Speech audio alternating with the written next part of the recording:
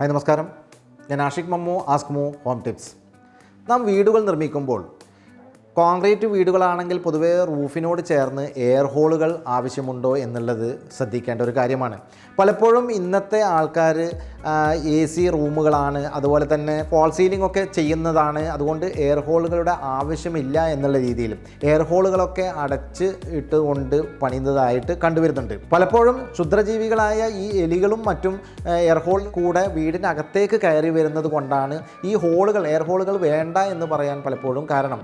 ഇവിടെ നാം fall ceiling ചെയ്യുകയാണെങ്കിൽ കൂടെ എയർ ഹോളുകൾ ഉണ്ടെങ്കിൽ വീടിനകത്തുള്ള ഹ്യൂമിഡിറ്റി അത് നമുക്ക് കുറക്കുവാൻ സാധിക്കും എന്നുള്ളത് പ്രധാനപ്പെട്ട ഒരു കാര്യമാണ്. എന്നാൽ എയർ ഹോളുകൾ കൊടുക്കുമ്പോൾ അവിടെ പടിഞ്ഞാറ് വശത്താണ് എയർ ഹോൾ കൊടുക്കുന്നതെങ്കിൽ അത് കിഴക്ക് വശം വരെ ഒരേ രീതിയിൽ എയർ ഹോളുകൾ കൊടുക്കുവാൻ, അതായത് റൂമിനകത്തും അതിൻ്റെ പിറകു വശത്തും, അതായത് പടിഞ്ഞാറ് വശത്ത് നിന്നും വരുന്ന കാറ്റിനെ കിഴക്ക് വശത്തേക്ക് കൊണ്ടുവരുന്ന രീതിയിലും കിഴക്ക് വശത്തുള്ളത് പടിഞ്ഞാറ് വശത്തും നേരെ തെക്ക് വശത്തുള്ളത് വടക്ക് വശത്തും വടക്ക് വശത്തുള്ള തെക്ക് വശത്തും ഇങ്ങനെ കാറ്റിനെ വീടിനകത്ത് പ്രവേശിക്കുന്ന കാറ്റിനെ പുറന്തള്ളിക്കൊണ്ട് പുറത്തോട്ട് പോകുന്ന രീതിയിൽ എയർ ഹോളുകൾ കൊടുക്കുകയാണെങ്കിൽ വീടിനകത്ത് തങ്ങി നിൽക്കുന്ന ഹ്യൂമിഡിറ്റി, അതായത് വായുവിനെ, ചൂട് പിടിച്ച വായുവിനെ പുറന്തള്ളുവാൻ സാധിക്കും.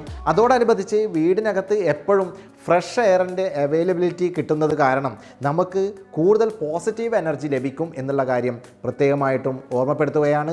കൂടാതെ വീടുകൾ നാം അടച്ചിട്ട് പോകുന്ന വീടുകളാണെങ്കിൽ, സ്ഥിരമായിട്ട് താമസിക്കാത്തതും അതുമല്ല ഭാര്യയും ഭർത്താവും ജോലിക്കൊക്കെ പോകുന്ന വീടുകളാണെങ്കിൽ വീട് അടച്ചിട്ട് കൊണ്ട് നാം പുറത്തു പോകുന്നതായിട്ടാണ് പലപ്പോഴും കണ്ടുവരുന്നത്. അങ്ങനെ വരുമ്പോൾ 1-2 ദിവസമോ അല്ലെങ്കിൽ മാസങ്ങളോ വീട് അടച്ചിട്ട് കഴിഞ്ഞാലും വീട്ടിലുള്ള ഫർണിച്ചറുകൾ കേടുവരാതെ സൂക്ഷിക്കുവാൻ വേണ്ടി സാധിക്കും. പലപ്പോഴും ഇന്നത്തെ ലെതർ മെറ്റീരിയൽ, റെസിൻ മെറ്റീരിയലുകൾ, അതുപോലെ തന്നെ നാം ഉപയോഗിക്കുന്ന ഷൂസ്, ചെരുപ്പുകൾ, ഇതൊക്കെ നാച്ചുറൽ എയറിൻ്റെ അവൈലബിലിറ്റി ഇല്ലാത്തത് കാരണം ചിലപ്പോൾ കേടുവരുവാനുള്ള സാധ്യത കൂടുതലാണ്. എയർ ഹോളുകൾ ഇല്ലാത്ത വീടുകളിൽ ചിലപ്പോൾ നാം സ്ഥിരമായിട്ട് അടച്ചിട്ട് പോകുന്ന വീടുകളാണെങ്കിൽ വേനൽക്കാലങ്ങളിൽ ചൂട് കൂടിക്കൊണ്ട്, റൂമിനകത്ത് ചൂട് കൂടിക്കൊണ്ട് ഭിത്തികളിലും അതുപോലെ തന്നെ മറ്റുള്ള ഭാഗങ്ങളിലൊക്കെ ക്രാക്കുകളൊക്കെ പ്രത്യക്ഷപ്പെടുവാനുള്ള സാധ്യത കൂടുതലാണ് എന്നുള്ള കാര്യം കൂടെ നാം മനസ്സിലാക്കുക. വീടുകൾ നിർമ്മിക്കുമ്പോൾ എയർ ഹോളുകൾ കൊടുക്കുന്നത് തന്നെയാണ് ഏറ്റവും ഗുണകരം എന്നുള്ള കാര്യം ഓർമ്മപ്പെടുത്തിക്കൊണ്ട് നിർത്തുന്നു. Thank you.